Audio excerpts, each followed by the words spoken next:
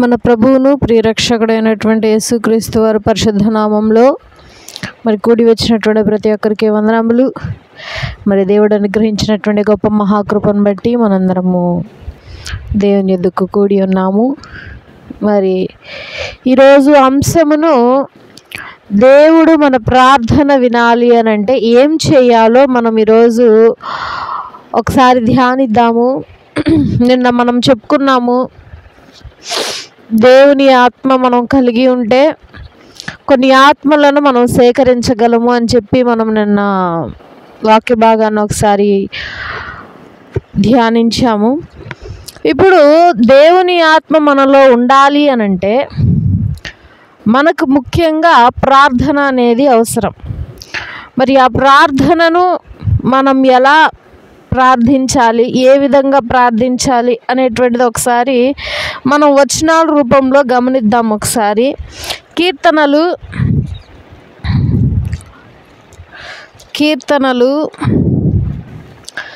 100వ అధ్యాయము, కీర్తనలు 100వ అధ్యాయము 4వ వచనం. కీర్తనలు 104. కృతజ్ఞతార్పణలు చెల్లించుచు ఆయన గుమ్మములలో ప్రవేశించుడి, కీర్తనలు పాడుచు ఆయన ఆవరణములలో ప్రవేశించుడి. చాలు.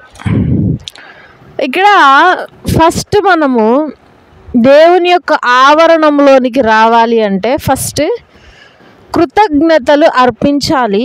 తర్వాత ఇంకొకటి ఏంటి, కీర్తనలు పాడాలి. ఫస్ట్ గుమ్మం దగ్గరకు రాగానే నువ్వు కృతజ్ఞత చెల్లించాలట దేవునికి. లోపలికి రాగానే ఏం చేయాలి, కీర్తనలు పాడాలి. ఇప్పుడు కృతజ్ఞత ఏ ఏ విషయాల్లో చెల్లిస్తాం మనం దేవునికి?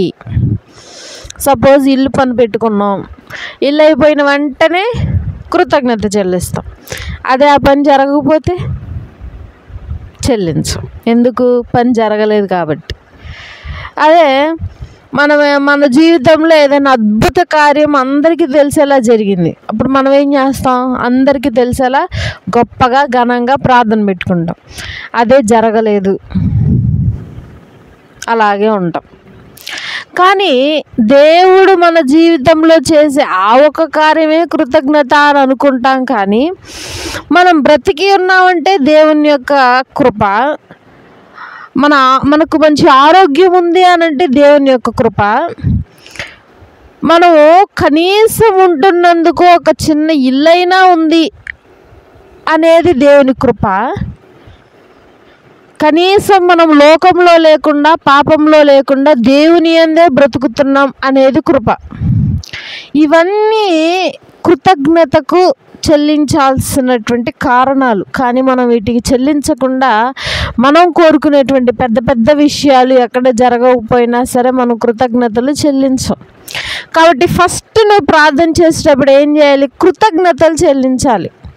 దేవా, ఇప్పటిదాకా మీరు తోడుగా ఉన్నారు, నేను ఇప్పుడు ప్రార్థించేదాకా మీరు తోడుగా ఉన్నారు, నా నోటికి తోడుగున్నారు, నా మనస్సుకు తోడుగా ఉన్నారు, నా ఆలోచనలకు తోడుగా ఉన్నారు, నా కంటికి తోడుగా ఉన్నారు, నా కాలుకు తోడుగా ఉన్నారు, నా చేతులకు తోడుగా ఉన్నారు, మరి నా జీర్ణక్రియలకు తోడుగా ఉన్నారు, నా ఆహార పరిస్థితుల్లో తోడుగా ఉన్నారు, నా బంధుమిత్రుల విషయాల్లో తోడుగా ఉన్నారు, నా బిడ్డల విషయాల్లో మీరు తోడుగా ఉన్నారు. కృతజ్ఞతలు చెల్లించాలి ప్రార్థించేటప్పుడు. తర్వాత కీర్తనలు పాడాలి, ఎలుగెత్తి కీర్తనలు పాడాలి, దేవుని యందు మైమరచి కీర్తనలు పాడాలి. ఆయన గురించి గొప్పవాడు, ఘనుడు అని చెప్పి, ఆయన గురించి పరిశుద్ధుడు అని చెప్పి సంతోషంగా కీర్తనలు పాడాలి. అయితే మనం ప్రార్థించే ప్రార్థనలో ఇవేవి ఉండవు.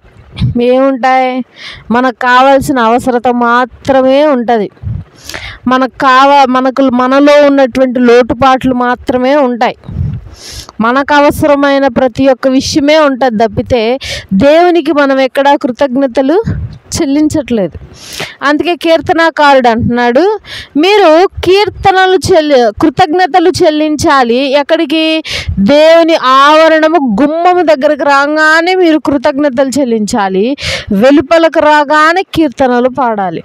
అందుకే నువ్వు ఎక్కడ తిరిగినా ఎంత తిరిగినా ఇంటికి రాగానే గుమ్మం బయటే నుంచొని ప్రార్థించాలి. ఏమని?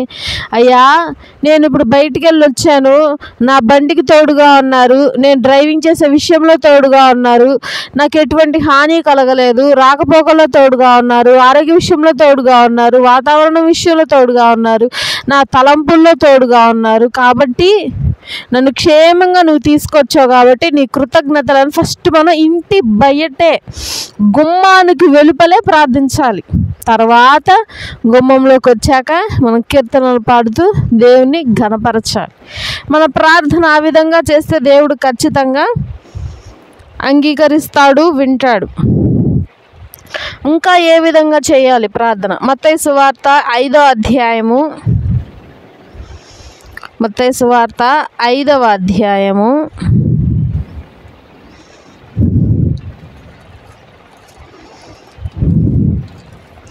23-24 వచనములు. మత్తయి సువార్త 5వ అధ్యాయము 23-24 వచనములు. కావున నీవు బలిపీఠమునొద్ద అర్పణ నర్పించుచుండగా నీ మీద నీ సహోదరునికి విరోధమేమైనా కలదని అక్కడ నీకు జ్ఞాపకము వచ్చిన ఎడల అక్కడ బలిపీఠం ఎదుటనే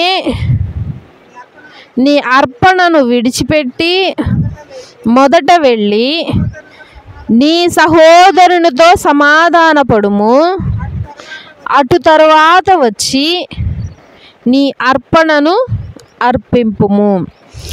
మరి పాత నిబంధన ప్రకారం మనమందరము ఇప్పుడైతే మాత్రం క్రొత్త నిబంధన ప్రకారం మన అర్పణ ప్రార్థన, ఇంతకుముందు పాత నిబంధన ప్రకారం యెహోవా అయినటువంటి తండ్రికి అర్పణలు అర్పిస్తూ ఉంటారు. ఏమేమి అర్పిస్తూ ఉంటారు? గొర్రెల్ని, మేకల్ని, దూడల్ని, పావురాళ్ళని, ఇవన్నీ అర్పిస్తూ ఉంటారు. అలాగే మీరు సపోజ్ ఏదైనా తప్పు చేశారు, బలిపీఠం దగ్గరికి వచ్చి అర్పణను అర్పించడానికి రెడీగా ఉండి అర్పణను అర్పించేటప్పుడు మీరు ఏం చేయాలి? ఆ అర్పణను అర్పించేటప్పుడు మీకు ఏదైనా గుర్తు వస్తే ఏంటి? ఇప్పుడు ఎగ్జాంపుల్గా మనం హేబెల్ గారిని తీసుకుందాం. కయ్యను, హేబెల్ గారు. కయ్యను గారు ఏం చేశారు? హేబెల్ గారిని చంపేశారు. ఎందుకు చంపాడు? ఈర్ష.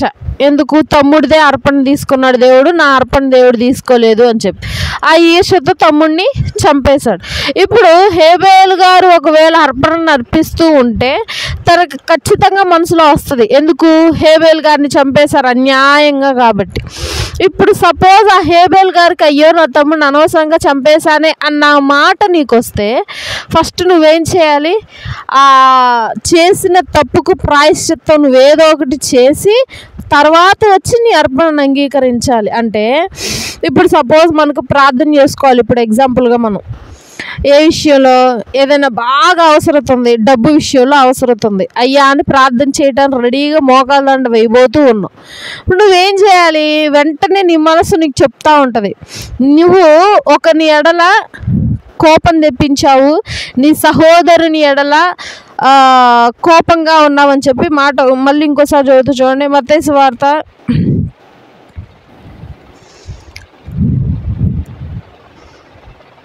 5:23-24 చదవండి.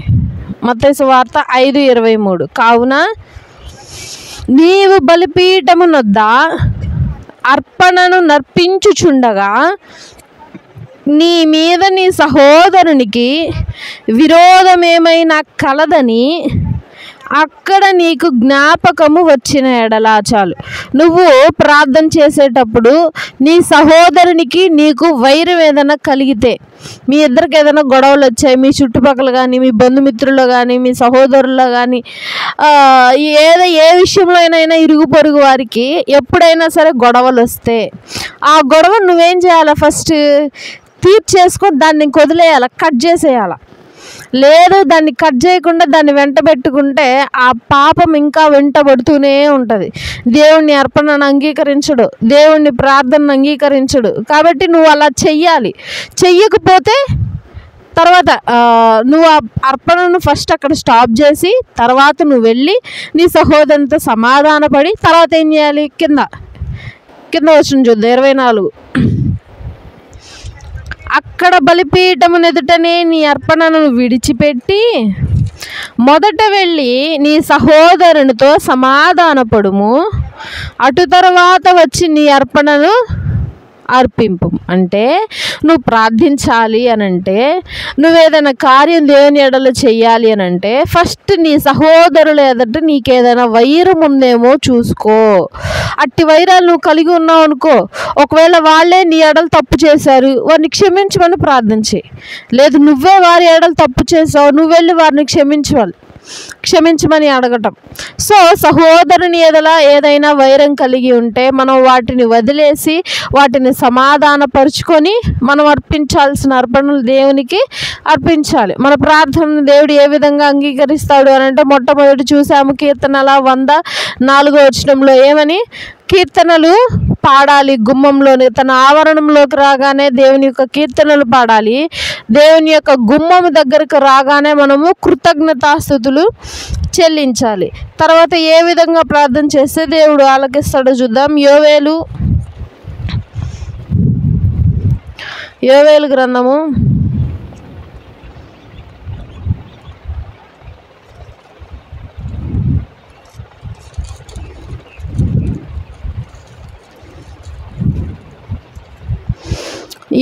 గ్రంథము 2వ అధ్యాయము 12వ వచనం.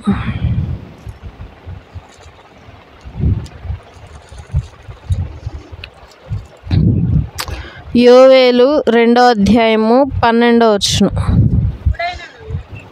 ఇప్పుడైనను మీరు ఉపవాసముండి కన్నీరు విడుచుచు దుఃఖించుచు మనఃపూర్వకముగా తిరిగి నా యొద్దకు రండి, ఇదే యెహోవా వాక్కు. దేవుడు చెప్పేటువంటి మాట. రెండవది కన్నీరు విడిచి ప్రార్థించటం. ఇప్పటికైనా విడవండి కన్నీరు, ఇప్పటికైనా ప్రార్థించండి, ఇప్పటికైనా నా యొద్దకు రండి అని అంటున్నాడు. మరి మనం ఎన్ని తప్పులు చేసినా, ఎన్ని విధాలుగా మనం బ్రతికినా సరే మన ప్రార్థనలు సాదాసీదాగా ఉంటాయి.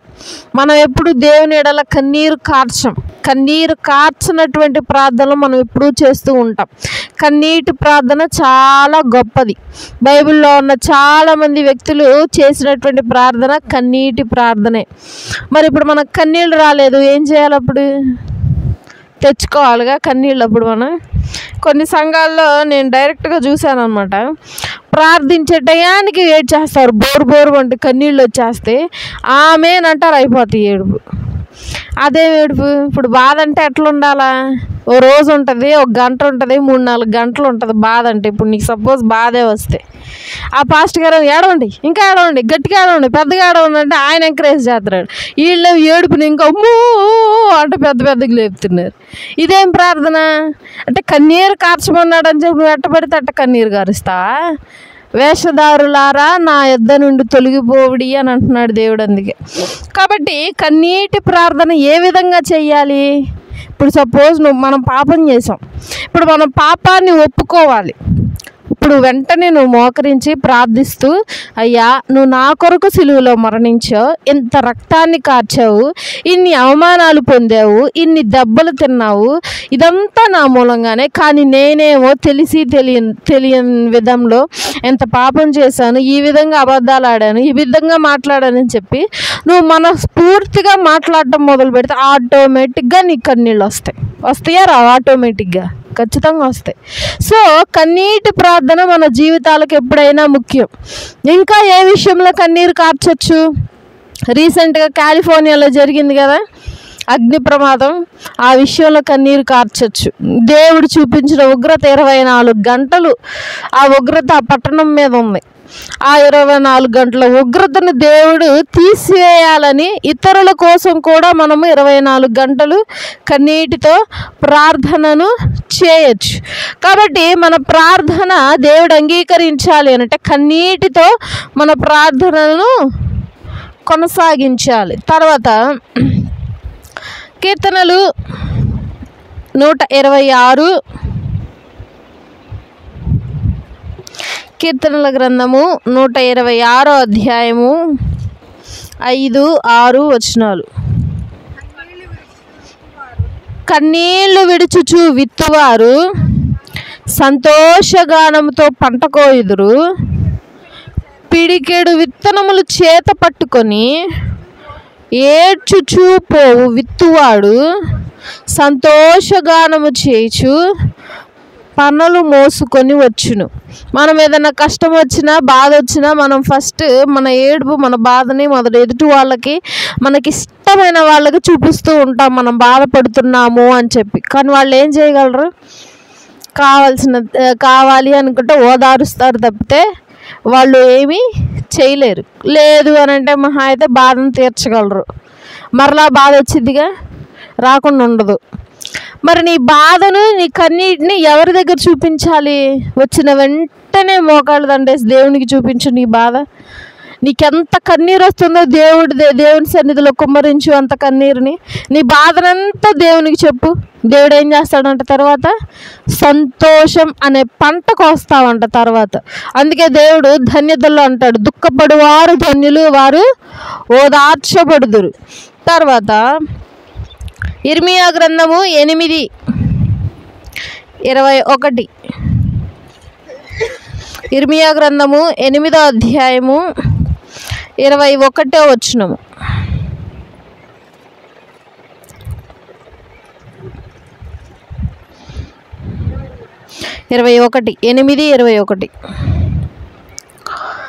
నా జనుల వేదనను బట్టి నేను వేదన పడుచున్నాను, వ్యాకుల పడుచున్నాను, ఘోర భయము నన్ను పట్టి ఉన్నది.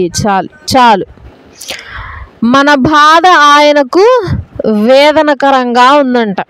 మనం ఎప్పుడైనా గుర్తుపెట్టుకోండి, మనం బాధల్లో ఉన్నప్పుడు కష్టాల్లో ఉన్నప్పుడు ఇరుగు పొరుగు మనల్ని చూడొచ్చు చూడకపోవచ్చు, పట్టించుకోకపోవచ్చు, మనల్ని ప్రేమిస్తున్నారు అని చెప్పి అంటూనే ఉంటారు. కానీ మనం బాధల్లో ఉన్నప్పుడు మన బాధను లెక్క చేయకుండా వారి పని వారు చూసుకుంటూ ఉండొచ్చు. కానీ మనం పడే ప్రతి బాధకి ప్రతి కన్నీటికి దేవుడు కూడా తిరిగి బాధపడతాడంట. మనం బాధపడితే దేవుడు కూడా బాధపడతాడు, మనం వేదన పడితే దేవుడు కూడా వేదన పడతాడు. కాబట్టి దేవుడు మనకి ఎప్పుడు తోడుగా ఉంటాడు. ఈ లోకమును దేవుడు ఎంతగానో ప్రేమించును. కాబట్టి మనము కూడా కన్నీరు విడుచుచు దేవుని ఎడల ప్రార్థన చేయగలిగితే మనం సంతోషము అనేటువంటి పంటను కోస్తాము. తర్వాత ఇంకొక మూడో సంఘటన కూడా చూద్దాం. ఇప్పుడు దాకా 2 చూసాం మనం సంఘటనలు. ఏంటి?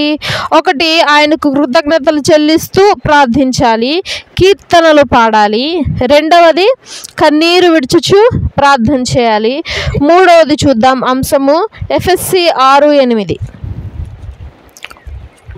ఎఫెసీలకు రాసిన పత్రిక 6వ అధ్యాయము 18వ వచనం. ఆత్మ వలన ప్రతి సమయమునందును ప్రతి విధమైన ప్రార్థనను విజ్ఞాపనను చేయుచు ఆ విషయమై సమస్త పరిశుద్ధుల నిమిత్తమును పూర్ణమైన పట్టుదలతో విజ్ఞాపన చేయుచు మెలకువగా ఉండుడి. ఇక్కడ ఆత్మ విషయంలో మనం ప్రతిసారి ఏం చేయాలి? మెలకువగా ఉండాలి, రెడీగా ఉండాలి. ఎందుకు మెలకువగా ఉండాలి? మనం ఇప్పుడు సపోజ్ ఎగ్జాంపుల్గా ఊరు వెళ్ళాలి. మనం ఊరికి వెళ్ళే ట్రైన్ 4ంటికి ఉంది. మనం ఏం చేయాలి? ఐదర్ పడుకుంటాం, 1 గంట పడుకుంటాం, 2 గంటలు పడుకొని తర్వాత ఏం చేయాలి? మెలకువగా ఉంటాం, లెగుస్తాం. ఎందుకు? ట్రైన్ మిస్ అయిపోయింది. ట్రైన్ మిస్ అయితే ఊరికి వెళ్ళే ప్రోగ్రాం ఆగిపోయిద్ది. అదే మనం లోకంలో ఉన్నటువంటి అశాశ్వతమైనటువంటి పనులకు కార్యాలకు మనం మెలకువగా ఉండి ప్రతి కార్యాన్ని సమకూర్చుకుంటూ సిద్ధపడుతూ చేస్తూ ఉంటాము. మరి దేవుని విషయంలో మనం ఏ విధంగా మెలకువగా ఉండాలి? మెలకువగా ఉండాలంటే నిద్రపోకుండా ఉండాలా? కాదు. మెలకువగా ఉండాలంటే ప్రార్థనలో మెలకువగా ఉండాలి. ఇప్పుడు ఎగ్జాంపుల్గా మనము కానీ ఖచ్చితంగా పరిశుద్ధంగా ప్రార్థన కలిగి ఉంటే మనకు కలగబోయేటువంటి అనార్థాలు మనకు మనస్సు ముందే మనకి హెచ్చరికగా తెలియజేస్తాయి. ఆ హెచ్చరిక మనల్ని జాగ్రత్త పరుస్తుంది అని అర్థం. ఆ హెచ్చరిక మనకు రావాలి అని అంటే ప్రార్థించాలి. పరిశుద్ధాత్మ దేవుడు నీలో ఉండాలి, నీలో మాట్లాడాలి. కాబట్టి అట్టి విధంగా నీవు చేస్తే నీకు హెచ్చరికలు లభిస్తాయి. నువ్వు మెలకువగా ఉంటావు, చురుకుగా ఉంటావు. ఒకవేళ నువ్వు మెలకువగా లేవు, బద్ధకంగా ఉన్నావు, చిరాగ్గా ఉన్నావు, నిద్రపోతుతో ఉన్నావు, అలా ఉంటే ఏం జరుగుతుందో కూడా చూద్దాం. అసలు ఎందుకు మెలకువగా ఉండాలి? ఎఫ్ఎస్సి 6:11 ఎఫ్ఎస్సి 6వ అధ్యాయము 11 నుండి 13 వచనములు నేను చదువుతాను, చూడండి ఒకసారి. మీరు అపవాది తంత్రములను ఎదిరించుటకు శక్తిమంతులగునట్లు దేవుడిచ్చు సర్వాంగ కవచమును ధరించుకొనుడి. ఏలయనగా మనము పోరాడునది శరీరముతో కాదు గాని ప్రధానులతోనూ అధికారులతోనూ ప్రస్తుత అంధకార సంబంధులకు లోకనాథులతోనూ ఆకాశ మండలమందున్న దురాత్మల సమూహముతోనూ పోరాడుచున్నాము. అందుచేత మీరు ఆపద్దినమందు వారిని ఎదిరించుటకును సమస్తము నెరవేర్చిన వారై నిలవబడుటకును శక్తిమంతులగుటకును దేవుడిచ్చు సర్వాంగ కవచమును ధరించుకొనుడి. ఇక్కడ ఈ యొక్క అంశము నేను ఇది 3సారి చెప్తున్నాను. ఏంటి? మనము కానీ మెలకువగా ఉండకుండా ఎప్పుడు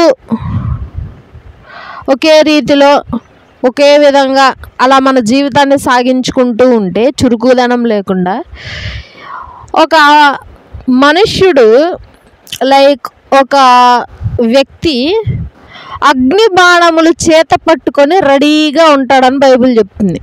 ఎవరై ఉంటారు అగ్ని బాణములు చేత పట్టుకొని ఉండేది? తేజో నక్షత్రమా నీవేళ కింద పడితివి అని అంటాడు.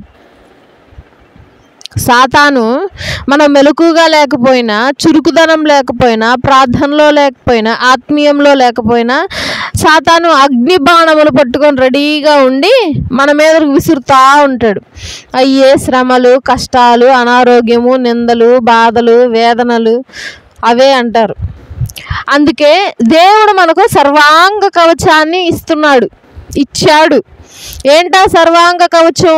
కిందకి వెళ్తే నడుముకు దట్టి, పాదరక్షలు, తలకు కిరీటము, సమాధానము, ఇవన్నీ గుణాల మనలో అలవర్చి మనకు ఒక కవచంగా దేవుడు ఇచ్చాడు. ఇక్కడ ఒకటి గమనించారా? అన్ని ముందే ఇచ్చాడు, వెనక ఇవ్వాల. చూడండి ఒకసారి, నేను చదువుతున్నాను.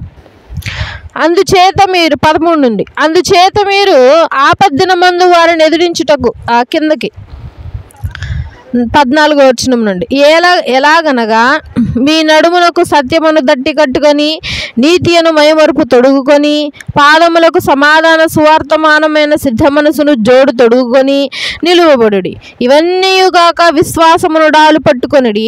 దానితో మీరు దుష్టుని అగ్నిబాణముల వంటివని ఆర్పుటకు శక్తిమంతులగుదురు. మరియు రక్షణయు శిరస్రాణమును దేవుని వాక్యమును ఆత్మ ఖడ్గమును ధరించుకొనిడి. ఆత్మ వలన ప్రతి సమయము ప్రతి విధమైన ప్రార్థన విజ్ఞాపనను చేయించుచు ఆ విషయమే సమస్త పరిశుద్ధుల నిమిత్తమును పూర్ణమైన పట్టుదలతో విజ్ఞాపన చేయించు మెలకువగా ఉండుడి. ఇక్కడెక్కడైనా సరే ముందు భాగమే చూపించినట్టు తెలుస్తుంది, కానీ వెనక భాగంలో చూపించినట్టు తెలిసిందా? తలకు కిరీటం పెట్టాడు, నడుముకు దట్టి పెట్టాడు, డాల్ ఒకటి పట్టుకున్నాడు, కాళ్ళకు పాదరక్షలు వేశాడు. ఇంకేమన్నా ఉందా వెనక్కి? మరి ఎందుకు ఓన్లీ ముందుకే ఉన్నాయి? ఇప్పుడు సపోజ్ ఎగ్జాంపుల్గా ఒక శత్రువు ఒక తన శత్రువుని ఓడించాలి అని అంటే ఏం చేయాలి?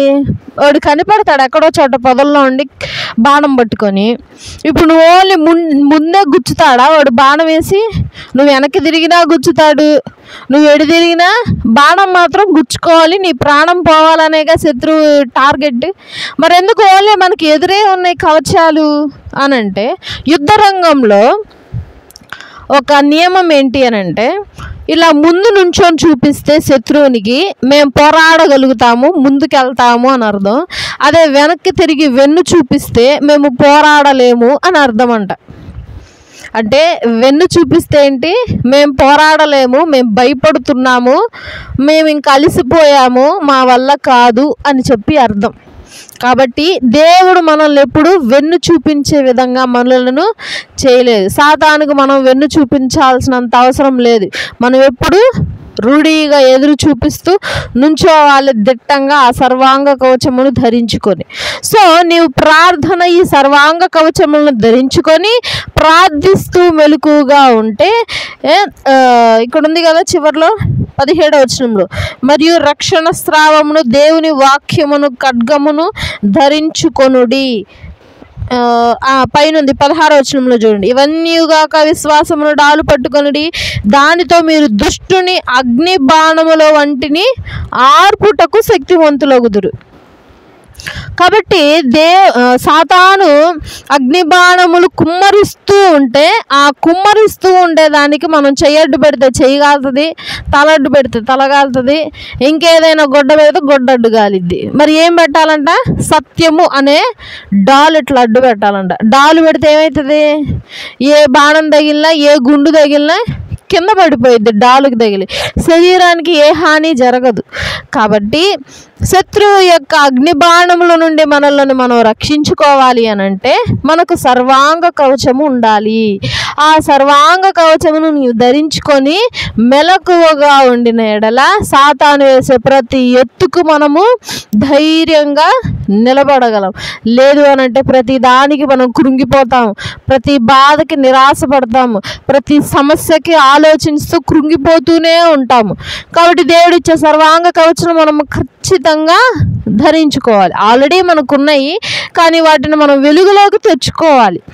సో మన ప్రార్థన ఫస్ట్ నుండి మనం గమనించాము.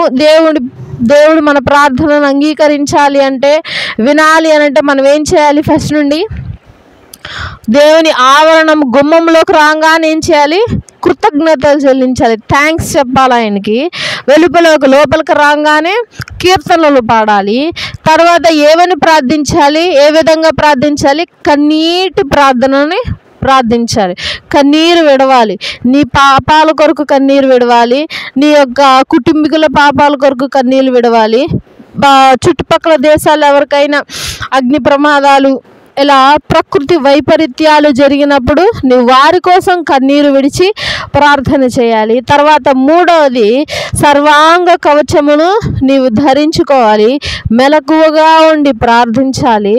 శోధకుడు వేసేటువంటి అగ్ని బాణములను ఆర్పగలిగే శక్తి మనలో ఉండాలి. కాబట్టి ఇట్టి గుణాలు మనలో ఉంటే దేవుడు ఖచ్చితంగా మన ప్రార్థనను వింటాడు, అంగీకరిస్తాడు. అడిగిన ప్రతీది చేస్తూనే ఉంటాడు దేవుడు, అంగీకరిస్తూనే ఉంటాడు. నువ్వు అడగటం ఆలస్యం, నీకు ప్రతీది దేవుడు దయచేస్తూనే ఉంటాడు.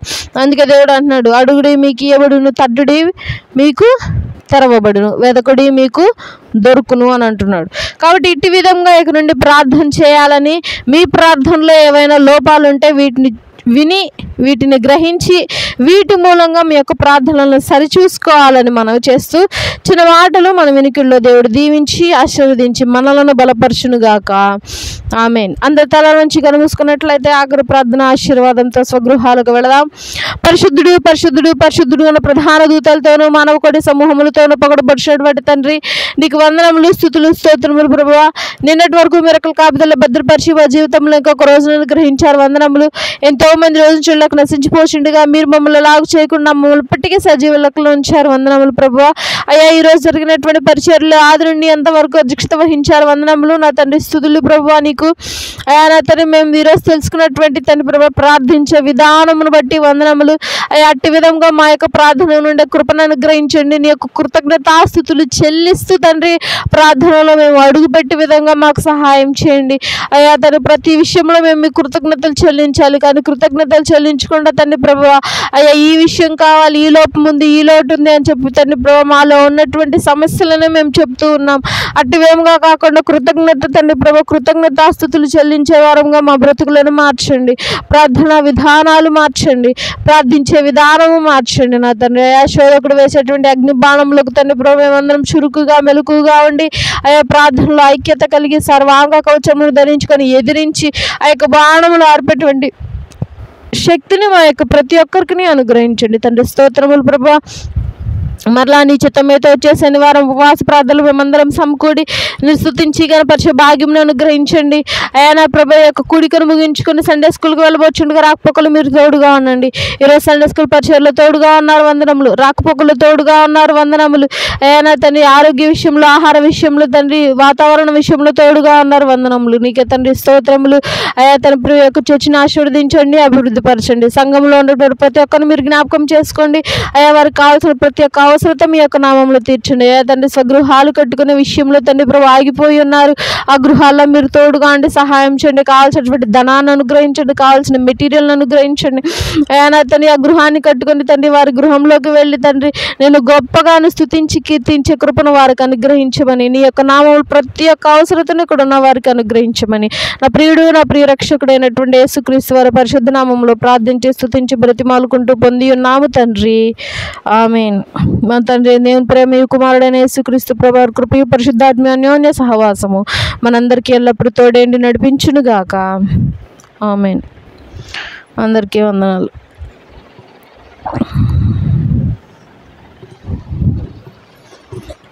తలే